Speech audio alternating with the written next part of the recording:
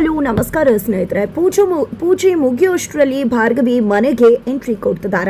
ಭಾರ್ಗವಿ ಮಾತ್ರ ಬರ್ತಲ್ಲ, ಹಾಗಿದ್ರೆ ಭಾರ್ಗವಿ ಜೊತೆ ಬಂದಿದ್ಯಾರು, ಏನಾಯ್ತು, ಈ ಕತೆ ಎಲ್ಲವನ್ನ ಕೂಡ ತಿಳ್ಕೋಬೇಕು ಅಂದ್ರೆ ಈಗಲೇ ನಮ್ಮ ಈ ಚಾನಲ್ನ ಸಬ್ಸ್ಕ್ರೈಬ್ ಮಾಡಿ, ಹಾಗೆ ಒಂದು ವಿಡಿಯೋವನ್ನು ಪೂರ್ತಿಯಾಗಿ ನೋಡೋದನ್ನ ಯಾವುದೇ ಕಾರಣಕ್ಕೂ ಕೂಡ ಮರಿಬೇಡಿ.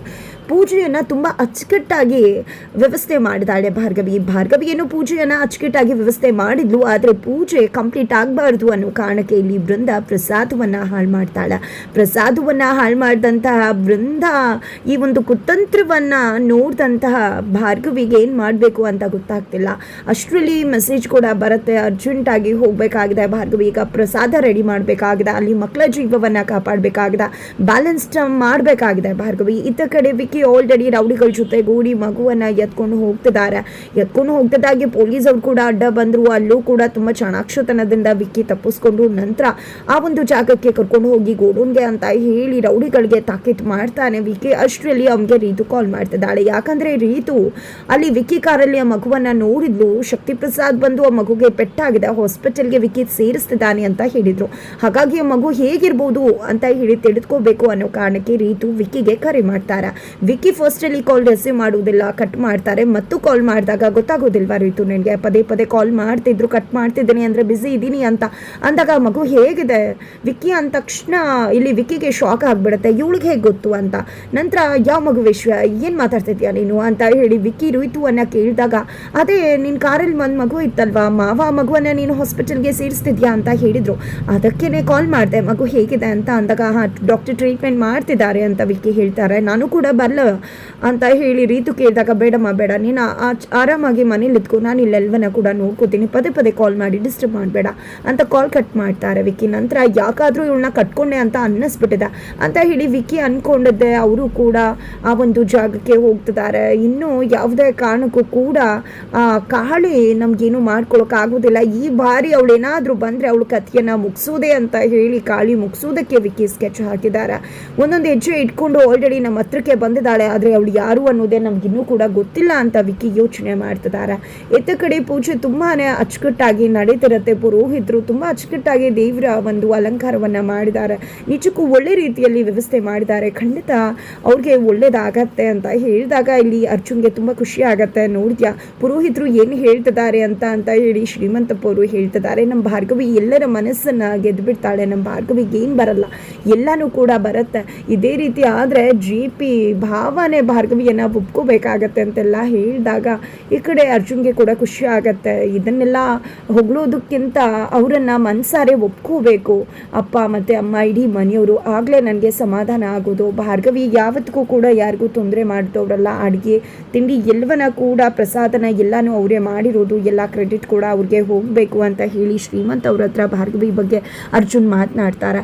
ಈ ಕಡೆ ಶಕುಂತಲ್ ಅವರಂತೂ ಎಷ್ಟು ಚೆನ್ನಾಗಿ ಭಾರ್ಗವಿ ಅಲಂಕಾರ ಮಾಡಿದ್ದಾರೆ ದೇವರಿಗೆ ಅಂತ ಹೇಳ್ತಿದ್ದಾರೆ. ಪುರೋಹಿತರು ಆ ದೇವರ ಒಂದು ಕಥೆಯನ್ನು ಕೂಡ ಹೇಳ್ತಾರೆ. ಸತ್ಯನಾರಾಯಣ ಸ್ವಾಮಿ ಪೂಜೆಯನ್ನು ಮನೇಲಿ ಮಾಡಿದ್ರೆ ಖಂಡಿತ ಒಳ್ಳೇದಾಗತ್ತೆ ಮನೆಗೆ ಅಂತ ಹೇಳ್ತಾರೆ. ಜೊತೆಗೆ ನಿಮ್ಮ ಮನೆಗೆ ಹೊಸ ವ್ಯಕ್ತಿಯ ಆಗಮನವಾಗುತ್ತೆ ಅಂದಾಗ JP ಪಾಟೀಲ್, ನಿರ್ಮಲಾ ಪಾಟೀಲ್ ಶಾಕ್ ಆಗ್ತಾರೆ. ಹೊಸ ವ್ಯಕ್ತಿನ ಯಾರದು ಅಂತ ಹೇಳಿ ಕೇಳ್ತಿದ್ರೆ ಇಲ್ಲಿ ಶ್ರೀಮಂತ್ ಅವರು, ಇನ್ಯಾರಾಗಿರ್ತಾರೆ ಅರ್ಜುನ್, ನಿನಗೆ ಮಗು ಆಗತ್ತೆ ಕಣೋ, ಅದನ್ನೇ JP ಮಾವ ಆಡಿಸ್ತಾರೆ, ಕೊನೆಗೂ ನನ್ನ ಮಗಳಿಗೆ ಮಗು ಆಗತ್ತೆ, ನಿಮ್ಮ ಮುಖಾಂತರ ಒಂದು ಮಗು ಈ ಮನೆಯಲ್ಲಿ ಓಡಾಡೋಕ್ಕಾಗತ್ತೆ.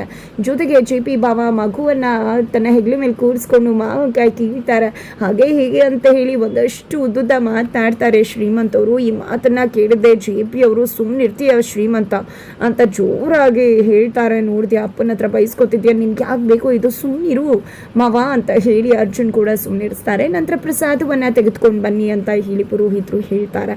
ಆಗ ಸಾಕ್ಷಿ ಅವರು ಹೋಗ್ಬಿಟ್ಟು ಭಾರ್ಗವಿನ ಕರಿ ಪ್ರಸಾದ ತಗೊಂಡು ಬರಲಿ ಬೃಂದ ಅಂತ ಹೇಳಿ ಕಳಿಸಿದಾಗ ಇಲ್ಲಿ ಬೃಂದಕ್ಕೆ ತುಂಬ ಚೆನ್ನಾಗುತ್ತದೆ, ನಾನು ಪ್ರಸಾದನ ಹಾಳು ಮಾಡಿದ್ದೀನಿ ಅಂತ.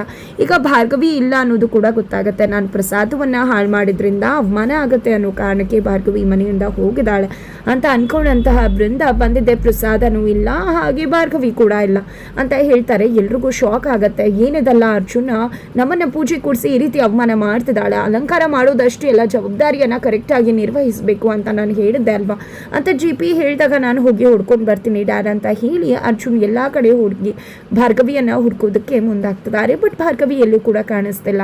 ಇತ್ತ ಕಡೆ ಭಾರ್ಗವಿ ಕಾಳಿ ಅವತಾರವನ್ನು ತಾಳಿ ಆ ಗೋಡೌನ್ ಬಳಿಗೆ ಎಂಟ್ರಿ ಕೊಟ್ಟಿದೆ. ಎಲ್ಲ ರೌಡಿಗಳಿಗೂ ಕೂಡ ಹಿಗ್ಗಾಮುಗ್ಗ ಬಾರಿಸೋದ್ರ ಮುಖಾಂತರ ಮಗುವನ್ನು ಸೇವ್ ಮಾಡ್ತಾಳೆ ತನ್ನ ಗುರಿಗೆ ಅಂತ ಒಂದು ಕೆಂಪು ಬಟ್ಟೆಯನ್ನು ಅಲ್ಲಿಟ್ಟು ಹೋಗ್ತಾರೆ. ಅಷ್ಟರಲ್ಲಿ ವಿಕ್ಕಿ ಬರ್ತಾರೆ. ವಿಕ್ಕಿ ಬಂದದೆ ಏನಾಯಿತು, ಆ ಕಾಳಿ ಬಂದು ಎಲ್ಲನೂ ಕೂಡ ಹಾಳು ಮಾಡಿಬಿಟ್ಲ, ಗೊತ್ತೇ ಆಗಲಿಲ್ವಲ್ಲ ಅವಳು ಹೇಗೆ ಬಂದು ಅಂತ, ಬಿರುಗಾಳಿ ರೀತಿ ಬಂದು ಬಿರುಗಾಳಿಯಾಗೆ ಹೋಗ್ಬಿಟ್ಟಿದ್ದಾಳೆ ಅಂತ ಅನ್ಕೋತಿರ್ತಾರೆ. ಅಲ್ಲಿಗೆ ಪೊಲೀಸ್ ಅವರು ಎಂಟ್ರಿ ಕೊಡ್ತಾರೆ. ಪೊಲೀಸ್ ಅವ್ರನ್ನ ನೋಡಿದ್ದೆ ವಿಕ್ಕಿ ಶಾಕ್ ಆಗ್ತಾರೆ. ಏನು ಇನ್ಸ್ಪೆಕ್ಟರ್ ನೀವು, ನಾನು ಇಲ್ಲಿಗೆ ಕಾಪಾಡೋಕೆ ಬಂದಿದ್ದೆ ಅಂತ ನಿಮಗೆ ಗೊತ್ತಾಯ್ತಾ ಅಂದಾಗ, ನಿಮಗೂ ಕೂಡ ಕಾಳಿನೇ ಇನ್ಫಾರ್ಮ್ ಮಾಡಿದ್ದು ಸರ್, ನಮಗೂ ಕೂಡ ಆಕೆನೇ ಇನ್ಫಾರ್ಮ್ ಮಾಡಿದ್ದು. ನೋಡಿ, ತಪ್ಪಾಗೋಕ್ಕೂ ಮುನ್ನನೇ ಇವರನ್ನು ಸದೆ ಬಡ್ದು ಮಗುವನ್ನು ಕಾಪಾಡಿದ್ದಾರೆ. ನಿಜಕ್ಕೂ ಆಕೆ ಯಾರು ಅನ್ನೋದನ್ನು ತಿಳ್ಕೋಬೇಕು. ಎಂಥ ಗಟ್ಟಿಗಿತ್ತಿ ಆಕೆ ಒಬ್ಬಳೇ ಇಟ್ಕೊಂಡು ಇವ್ರಿಗೆಲ್ರಿಗೂ ಕೂಡ ಪಾಠ ಕಲಿಸ್ತಿದ್ದಾಳಲ್ಲ ಅಂತ ಅನ್ಕೋತಾರೆ. ಇನ್ನೂ ಕೂಡ ನೀವು ಹುಡುಕಿಲ್ವಾ, ಹುಡುಕಿ ಅಂದಾಗ ನಿಮ್ಗೆ ಯಾಕೆ ಬೇಕಾಗಿದೆ ಸರ್ ಅಂತ ಹೇಳಿ ಪೊಲೀಸವರು ವಿಕ್ಕಿಯನ್ನು ಕೇಳ್ತಾರೆ. ಯಾಕೆ ಅಂತ ಕೇಳ್ತಿದ್ರಲ್ಲ, ಅಂಥ ಮಹಾನ್ ಗಟ್ಟಿಗಿತ್ತಿ ಯಾರು ಅನ್ನೋದನ್ನು ನೋಡ್ಬೇಕಲ್ವಾ ಮಕ್ಕಳು, ಎಲ್ಲರನ್ನ ಕೂಡ ಕಾಪಾಡ್ತಿದ್ದಾರೆ ಅಂತ ಹೇಳಿ ವಿಕ್ಕಿ ಹೇಳ್ತಾರೆ. ನಂತರ ಸರಿ ಆಯಿತು ಅಂತ ಹೇಳಿ ಮಗುವನ್ನು ಕಾಪಾಡ್ದಂಥ ಪೊಲೀಸವರು ರೌಡಿಗಳನ್ನು ಕರ್ಕೊಂಡು ಹೋಗ್ತಿದ್ರೆ, ಮಗು ನಮ್ಮನ್ನು ಕಾಪಾಡೋದಕ್ಕೆ ಕಾಳಿ ಇದ್ದಾಳೆ ಅಂತ ಹೇಳಿ ಹೇಳ್ತಾರೆ. ಈ ಕಡೆ ವಿಕ್ಕಿಗಂತೂ ಫುಲ್ ತಲೆ ಕೆಟ್ಟು ಹೋಗ್ಬಿಡತ್ತೆ. ಈ ಕಡೆ ಬೃಂದ ಬಂದಿದ್ದೆ, ನೋಡಿದ್ರ ಮಾವ, ಏನೋ ಅವಳಿಗೆ ಜವಾಬ್ದಾರಿ ಕೊಟ್ಟರೆ ಎಲ್ಲ ಅಚ್ಚುಕಟ್ಟಾಗಿ ನಿರ್ವಹಿಸ್ತಾಳೆ ಅಂತ ಹೇಳಿದ್ರೆ, ಆದರೆ ಏನು ಮಾಡಿದ್ರು, ನಾನು ಹೇಳಿದೆ ಆದರೆ ಕೇಳಲೇ ಇಲ್ಲ. ಅವಳಿಗೆ ಏನು ಪೂಜೆ ಅಲಂಕಾರ ಮಾಡಿದ ಮಾತ್ರಕ್ಕೆ ಎಲ್ಲ ಅಚ್ಚುಕಟ್ಟಾಗಿ ಮಾಡಿದ್ಲು ಅಂತ ಅಂದ್ಕೊಂಡ್ರಿ. ಇವಾಗ ನೋಡಿದ್ರೆ ಏನಾಯಿತು ಅಂತ, ಪ್ರಸಾದನೇ ಇಲ್ಲ ಅಂದಮೇಲೆ ಪೂಜೆ ಹೇಗೆ ಕಂಪ್ಲೀಟ್ ಆಗತ್ತೆ ಅಂತ ಹೇಳಿ ಬೃಂದ ಹೇಳ್ತಿದ್ದಾಳೆ. ಜೊತೆಗೆ ಮನಸ್ಸಲ್ಲೇ ಖುಷಿ ಪಡ್ತಿದ್ದಾಳೆ. ಈ ಭಾರ್ಗವಿ, ನಾನು ಪ್ರಸಾದ ಹಾಳು ಮಾಡಿದೆ, ಆದರೆ ನೀನು ಅದಕ್ಕೆ ಹೆದರ್ಕೊಂಡು ಅವಮಾನ ಆಗುತ್ತೆ ಅಂತ ಇಲ್ಲಿಂದ ಪೇರಿ ಕಿತ್ತಿದ್ಯಾ. ಖಂಡಿತ ನೀನು ಈ ರೀತಿ ಮಾವಂಗೆ ಅವಮಾನ ಮಾಡಿದ್ರೆ ಖಂಡಿತ ಮಾವ ನಿನ್ನ ಸುಮ್ಮನೆ ಬಿಡ್ತಾರೆ ಅಂದ್ಕೊಂಡಿದ್ಯಾ. ಖಂಡಿತ ಯಾವುದೇ ಕಾರಣಕ್ಕೂ ಕೂಡ ನಿನ್ನ ಈ ಮನೇಲಿ ಇರುವುದಕ್ಕೆ ಬಿಡುವುದಿಲ್ಲ, ನಿನ್ನ ಹೊರಗಡೆ ಕಳಿಸ್ತಾ ಇರ್ತಾರೆ ಅಂತ ಬೃಂದ ಅನ್ಕೋತಾರೆ. ನಂತರ ಪುರೋಹಿತರು ಇನ್ನು 2 ನಿಮಿಷದಲ್ಲಿ ಎಲ್ಲವೂ ಕೂಡ ಪ್ರಸಾದ ರೆಡಿ ಆಗಬೇಕು, ಪ್ರಸಾದ ತೊಗೊಂಡು ಬರಬೇಕು. ಪ್ರಸಾದ ಇಲ್ಲದೆ ಪೂಜೆ ಮುಗಿಸಿದ್ರೆ ಖಂಡಿತ ಅದು ಅಶುಭ ಅಂತ ಹೇಳ್ತಿದ್ದಾರೆ. ಈ ಕಡೆ GP ಪಾಟೀಲ್ ಕೆಂಡವಾಗಿದ್ದಾರೆ. ಈ ಕಡೆ ಶ್ರೀಮಂತವರು ಇದೇ ರೀತಿ ಭಾರ್ಗವಿ ಆಫೀಸಲ್ಲಿ ಕೂಡ ಯಾವಾಗ ಹೋಗ್ತಾಳೆ ಯಾವಾಗ ಬರ್ತಾಳೆ ಅಂತಾನೆ ಗೊತ್ತಾಗೋದಿಲ್ಲ ಅಂತ ಹೇಳಿದಾಗ ಅರ್ಜುನ್ಗೆ ಅನುಮಾನ ಬರೋಕೆ ಶುರುವಾಗತ್ತೆ. ಈ ಕಡೆ ಭಾರ್ಗವಿ ಎಲ್ಲೂ ಕಾಣಿಸ್ತಿಲ್ವಲ್ಲಪ್ಪ ಅಂತ ಅನ್ಕೋತಿರ್ತಾರೆ. ಅಷ್ಟರಲ್ಲಿ ಅಲ್ಲಿಗೆ ಭಾರ್ಗವಿ ಎಂಟ್ರಿ ಕೊಡ್ತಾರೆ. ರುದ್ರ ಅವರ ಜೊತೆ ಪ್ರಸಾದವನ್ನು ಕೂಡ ತಗೊಂಡೇ ಭಾರ್ಗವಿ ಬಂದಿದ್ದಾಳೆ. ಈ ಕಡೆ ಪ್ರಸಾದವನ್ನು ಕೊಟ್ಟು ಎಲ್ಲ ಪೂಜೆಯನ್ನು ಅಚ್ಚುಕಟ್ಟಾಗಿ ಮುಗಿಯುವುದಕ್ಕೆ ಅವಕಾಶವನ್ನು ಕೂಡ ಮಾಡಿಕೊಡ್ತಾಳೆ. ಕೊನೆಗೂ ಇಲ್ಲಿ GP ಹಾಗೆ ನಿರ್ಮಲಾ ಇಬ್ಬರು ಕೂಡ ಭಾರ್ಗವಿಯನ್ನು ಹಾಡಿ ಹೊಗಳುತ್ತಿದ್ದಾರೆ. ಬಿಕಾಸ್ ಪೂಜೆಯನ್ನು ಒಬ್ಬಳೇ ನಿಂತು ಜವಾಬ್ದಾರಿ ತಗೊಂಡು ಅಚ್ಚುಕಟ್ಟಾಗಿ ನಿರ್ವಹಿಸಿದ್ದಾರೆ. ಈ ಒಂದು ಪ್ರಸಾದಕ್ಕೆ ಸಹಾಯ ಮಾಡಿರೋದು ರುದ್ರ ಅಂತಾನೆ ಹೇಳ್ಬೋದು. ಕೊನೆಗೂ ಕೂಡ ಇಲ್ಲಿ ಭಾರ್ಗವಿಯಲ್ಲಿ ಮಕ್ಕಳನ್ನ ಕೂಡ ಕಾಪಾಡಿದ್ದಾಯ್ತು, ಈ ಕಡೆ ಮನೆಯನ್ನ ಕೂಡ ಸಂಭಾಳಿಸಿದ್ದಾಯ್ತು. ಇದರ ನಡುವೆ ರಾತ್ರಿ ಅಪ್ಪನ ಡೈರಿ ಓದ್ಬೇಕಿದ್ರೆ ಗಾಯತ್ರಿ ದೇವಿ ಬದುಕಿರೋ ವಿಷಯ ಅದರಲ್ಲಿ ರಿವೀಲ್ ಆಗ್ತದೆ. ಜೊತೆಗೆ ತಾನು ಹೇಳು ತನಕ ಹೊರಗಡೆ ಬರಬೇಡಿ ಅನ್ನೋ ಒಂದು ವಿಷಯವನ್ನ ಕೂಡ ಬರೆದಿರ್ತಾರೆ ರವೀಂದ್ರ ಅವರು.